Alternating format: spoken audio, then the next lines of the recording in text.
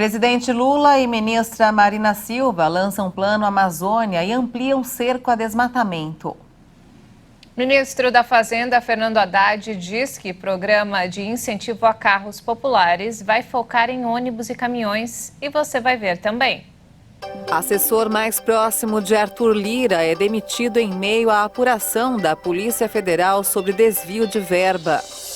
Caso Bruno e Dom completam um ano, entidades de defesa cobram respostas e mais segurança na região. Equipes não encontram sobreviventes no local onde caiu o avião perseguido por caças nos Estados Unidos. No Dia Mundial do Meio Ambiente, nossa equipe preparou uma série de reportagens que alerta para a importância da preservação. Agora no Jornal das 18h30. Olá, boa noite. São 18 horas e 33 minutos pelo horário de Brasília.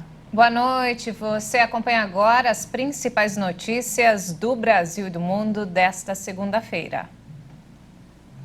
A quinta fase do Plano de Ação para a Prevenção e Controle do Desmatamento na Amazônia Legal, apresentada pelo presidente Lula e pela ministra do Meio Ambiente, Marina Silva, prevê a ampliação do cerco jurídico e institucional contra desmatadores. O documento prevê ainda medidas de incentivos econômicos a quem desenvolver agricultura sustentável. O objetivo é cumprir a meta de desmatamento ilegal zero em 2030, descrito no plano como a eliminação do desmatamento ilegal com a compensação da supressão legal de vegetação nativa e das emissões de gases de efeito estufa delas provenientes. O documento de 50 páginas traz um raio-x do desmatamento na Amazônia e foi elaborado com a participação de 15 ministérios.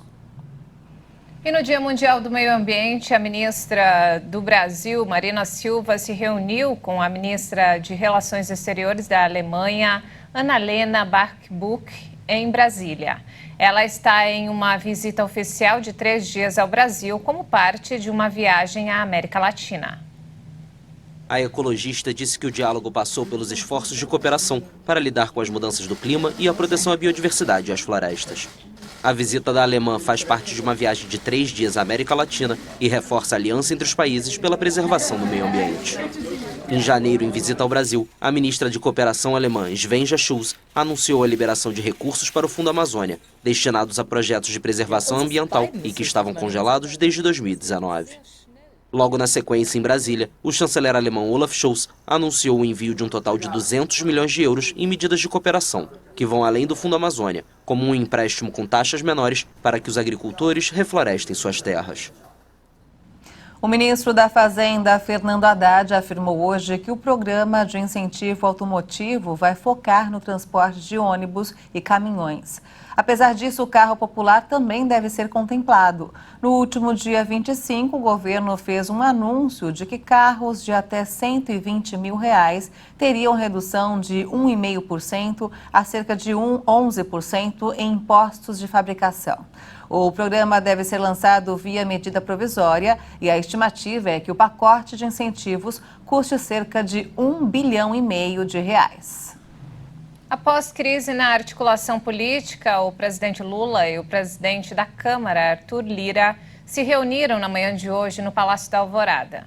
Esse foi o primeiro encontro presencial entre Lula e Lira desde a sequência de derrotas impostas pela Câmara ao Palácio do Planalto nas últimas semanas.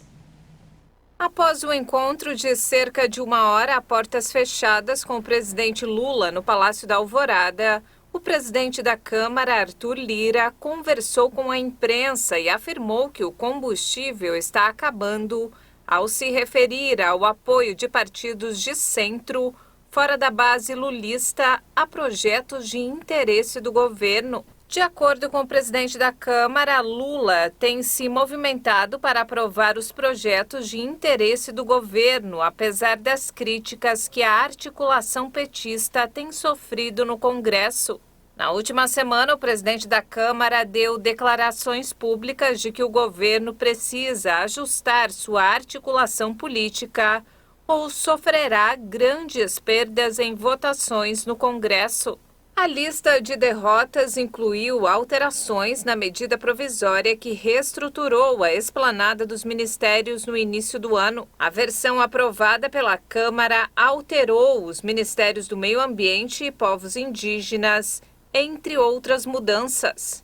Mesmo após todas essas alterações, o governo sofreu para conseguir aprovar a MP dentro do prazo limite. O texto foi confirmado pelo Congresso horas antes de perder validade, o que forçaria o governo Lula a retomar o mapa ministerial do governo Jair Bolsonaro. O governo federal demitiu hoje o diretor de apoio à gestão educacional da Secretaria de Educação Básica do Ministério da Educação, Alexander Moreira.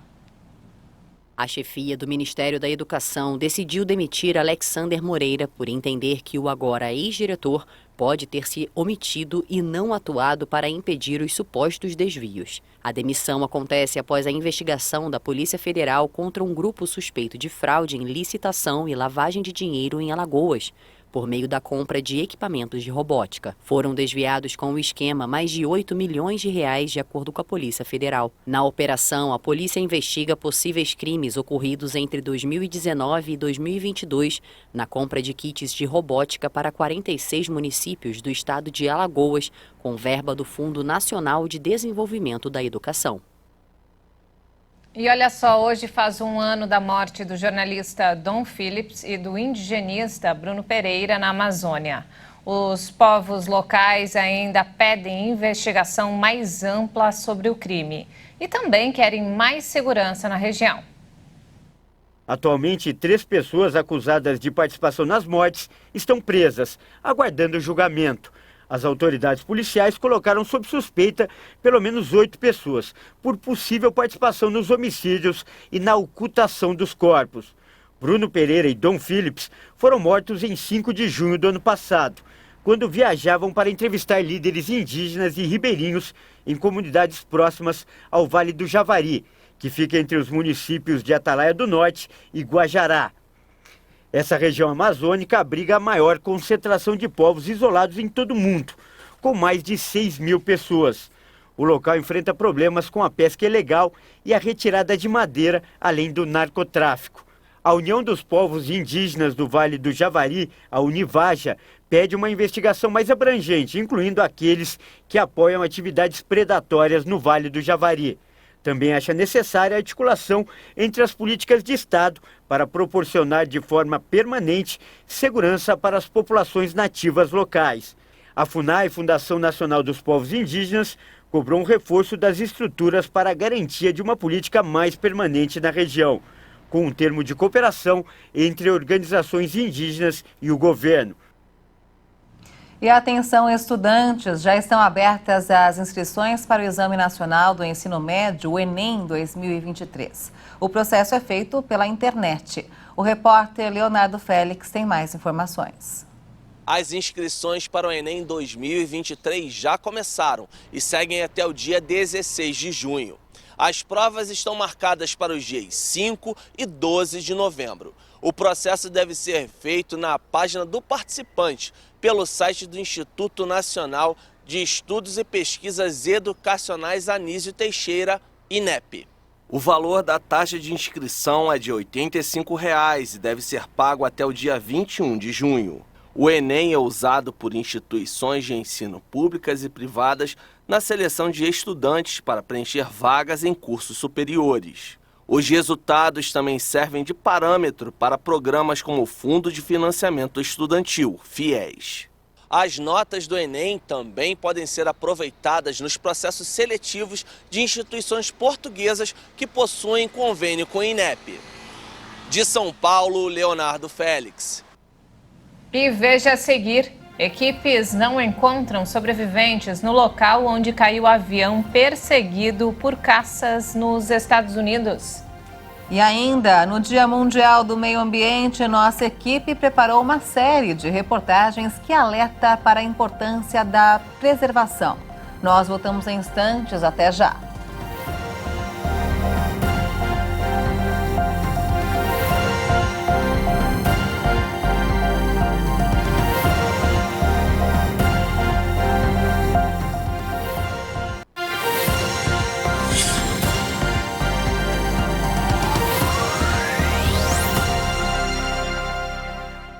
Estamos de volta, 18 horas e 44 minutos pelo horário de Brasília. E vamos agora direto ao Rio de Janeiro com informações desta segunda-feira com o nosso repórter Anderson Nascimento. Boa noite, Anderson. Boa noite, Maria Alice e Juliana. Um sargento é morto e outras 7 pessoas são baleadas em Duque de Caxias, na Baixada Fluminense. Na última sexta-feira, Roberto Rino de Souza, de 39 anos, morreu com um tiro na cabeça após confronto com os traficantes. Outro agente, o Felipe Moura Cardoso, foi atingido por 3 disparos nas costas. O estado de saúde dele é considerado gravíssimo. Segundo a Polícia Militar, 3 homens envolvidos com tráfico também morreram na troca de tiros. Entre os mortos está o chefe da comunidade do Jardim Leal. Após os confrontos, os moradores fizeram um protesto para reclamar da violência na comunidade. Eles usaram objetos fechando ruas e um ônibus foi incendiado. A chama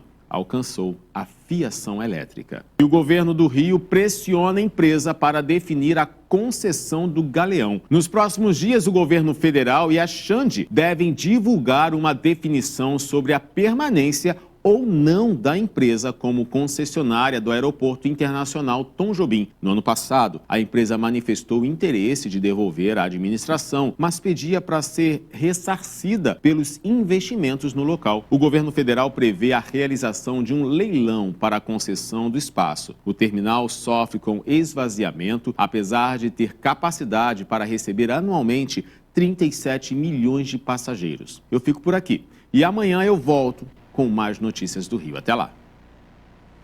Obrigada, Léo, pelas informações.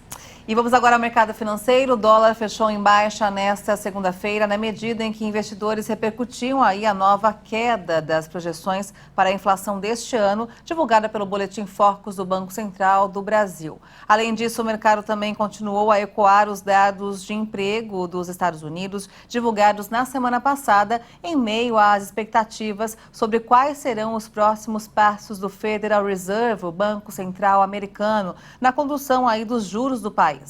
A moeda norte-americana recuou 0,46% e encerrou o dia cotada a R$ 4,93 na venda. E o mercado financeiro faz projeções mais otimistas para a economia deste ano. Segundo o novo relatório Focus do Banco Central, é esperado um crescimento maior do PIB e uma inflação menor. Nesta semana, os analistas do mercado financeiro consultados pelo Banco Central voltaram a reduzir a estimativa de inflação para 2023. De acordo com o relatório Focus divulgado nesta segunda-feira, o índice de preços ao consumidor amplo, que mede a inflação oficial do país, deve terminar este ano em 5,69%. A projeção da semana passada era maior, de 5,71%. Segundo o Conselho Monetário Nacional, a meta de inflação para este ano será cumprida se chegar até 4,75%. O Focus também melhorou quase 0,5% a projeção do Produto Interno Bruto do Brasil para 2023. A previsão é que o PIB tenha o crescimento de 1,68%. Na semana passada, a projeção era menor, de 1,26%. Já em relação à taxa básica de juros da economia, a Selic, o mercado financeiro manteve a estimativa para o fim de 2023 em 12,5% ao ano. Para 2024, a projeção continua em 10% ao ano. E nos destaques internacionais, o Ministério da Defesa da Rússia afirmou que 250 soldados ucranianos foram mortos durante uma batalha que frustrou uma ofensiva de Kiev na região sul da Ucrânia no último domingo. Tanques e veículos de combate ucranianos também foram destruídos. A Ucrânia vem prometendo uma contraofensiva para recuperar territórios que foram ocupados pelos russos. O presidente Volodymyr Zelensky não se manifestou sobre as supostas mortes. E olha só, não foram encontrados sobreviventes em um avião que caiu em uma região montanhosa do estado da Virgínia, nos Estados Unidos, após invadir o espaço aéreo de Washington e ser perseguido por caças norte-americanos no domingo. Segundo a polícia, equipes de resgate foram ao local do acidente e não encontraram sobreviventes. A perseguição supersônica com caças F-16 começou após o piloto do avião não responder a chamados feitos por militares norte-americanos. Pelo menos 4 pessoas estavam na aeronave, segundo a imprensa dos Estados Unidos. No entanto, as autoridades não confirmaram mortes no acidente. De acordo com as autoridades norte-americanas, o avião decolou do aeroporto de Elizabethton, no Tennessee, e pousaria no aeroporto Long Island, Makatour, em Nova York. A distância de cerca de 1.000 quilômetros. Antes de chegar ao aeroporto de Long Island, o avião fez uma volta e mudou de direção, indo em linha reta em direção à capital dos Estados Unidos. As causas estão sendo investigadas. E de volta ao Brasil, chegou a hora de falar de esportes. Leonardo Félix comenta uma marca histórica do tênis brasileiro conquistado lá na França. Boa noite, Léo. Boa noite, Léo. Boa noite, Maria Alice e Juliana. Boa noite a todos que nos assistem aqui no Jornal das 18h30. Hoje meu comentário não é sobre futebol. Eu vou falar sobre um feito marcante para o esporte brasileiro na Associação de Tênis Feminino. A Bia Haddad segue fazendo história no WTA, no tradicional torneio de Roland Garros, lá na França. Após quase 4 horas de partida, a Bia venceu de virada a espanhola Sara Sorribes por 2-1, parciais de 6-7, 6-3 e 7-5. O jogo feminino mais longo da temporada até aqui e o terceiro com maior duração da história da competição. A Haddad precisou de 4 match points para dar fim a uma longa batalha e garantir uma classificação às quartas de final no Saibro, em Paris. A número 14 do mundo errou muito durante a partida, mas teve forças para reagir e igualar a marca da lenda do esporte mundial, Maria Esther Bueno. Na era aberta, é a primeira brasileira a chegar às quartas de um torneio Grand Slam. Até hoje, apenas Bueno havia chegado a esta fase da competição na França, quando foi finalista em 1960. Além disso, entre homens e mulheres, desde 2004, um tenista brasileiro não chegava tão longe em uma disputa de simples. Gustavo Kirten, nosso Guga, foi às quartas em Roland Garros daquele ano. Agora, a Bia também é a brasileira a ir mais longe em um Grand Slam desde 1968, quando Maria Esther foi à fase do torneio francês, Wimbledon e o US Open também lá nos Estados Unidos. A rival da brasileira nas quartas de final já é conhecida. A Bia vai enfrentar na quarta-feira às 7 da manhã, pelo horário de Brasília, a tunisiana Ons Jabeur, número 7 do mundo. Bem, boa sorte para a Bia e que ela continue fazendo história no tênis mundial. É isso aí, eu fico por aqui, boa noite a todos. É com vocês, Juliana e Maria Alice. Léo, muito obrigada pelas informações. Ótimo início de semana para você. Léo, muito obrigada e até quarta-feira. E olha só, estamos na Semana Nacional do Meio Ambiente. Criada no Brasil para complementar o Dia do Meio Ambiente, a data foi instituída pela Organização das Nações Unidas para conscientizar aí a todos sobre a importância de preservar os diferentes tipos de ecossistemas. É isso mesmo. E por isso, nessa semana, vamos exibir a série de reportagens Virada Sustentável, que começa com a Agenda 2030. Acompanhe.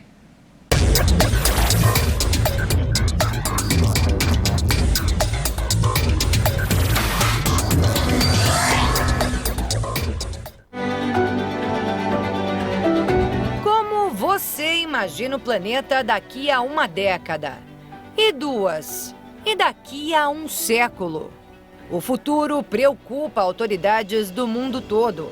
A situação do meio ambiente é um problema global que tem prazo para ser solucionado. Até 2030, 17 Objetivos de Desenvolvimento Sustentável precisam ser cumpridos pelos 193 países membros da Organização das Nações Unidas.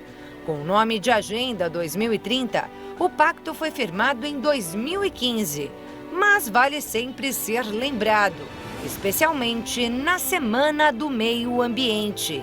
O documento destaca a importância da agricultura sustentável, consumo e produção responsáveis, energia limpa e acessível, água limpa e saneamento, proteção da vida na água e na terra e muito mais.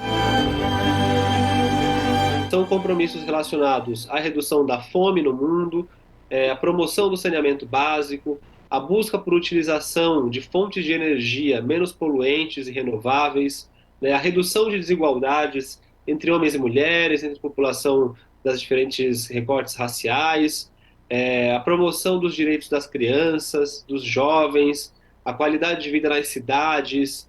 Então, tem uma série de compromissos, são 169 metas que estão divididas em 17 objetivos. Igor Pantoja é coordenador no Instituto Cidades Sustentáveis, responsável pela elaboração da plataforma que mede o avanço do Brasil sobre as metas da agenda. Segundo o índice, quase 70% dos municípios brasileiros estão classificados no nível de desenvolvimento sustentável baixo ou muito baixo. E até agora, nenhuma cidade do país atingiu um nível alto perante as metas da ONU. Em 8 anos, desde que o pacto foi firmado, não houve avanço significativo em nenhum dos 5.570 municípios monitorados pela plataforma. O diagnóstico é muito complicado porque realmente acaba confirmando isso. A gente avançou muito pouco, a gente tem um contexto internacional difícil, tem uma guerra, mas mesmo antes do conflito da Ucrânia com a Rússia já tinha muito pouca evolução. Então, nesse ano vai ter um encontro novo das Nações Unidas para tratar desse tema, no sentido de acelerar as medidas para conseguir alcançar esses objetivos até 2030. Igor destaca que os bons resultados dependem não só dos governantes, mas da população como um todo. E reforça que cada cidadão pode e deve contribuir para que as cidades brasileiras atinjam suas metas. Então, o cidadão de qualquer cidade do Brasil, ele pode olhar para aquilo que o poder público vem fazendo, para aquilo que as empresas fazem, as empresas da sua cidade, se elas têm um compromisso socioambiental, ou se elas querem só fazer marketing em cima disso. Você pode escolher produtos que têm a ver com o menor consumo de materiais, de recursos naturais, por exemplo. Então, tem uma série de medidas que no seu cotidiano podem promover o desenvolvimento sustentável também. É uma questão de fiscalizar, cobrar e fazer boas escolhas. Para conferir o nível de desenvolvimento sustentável da sua cidade, acesse o site idsc.cidadessustentáveis.org.br.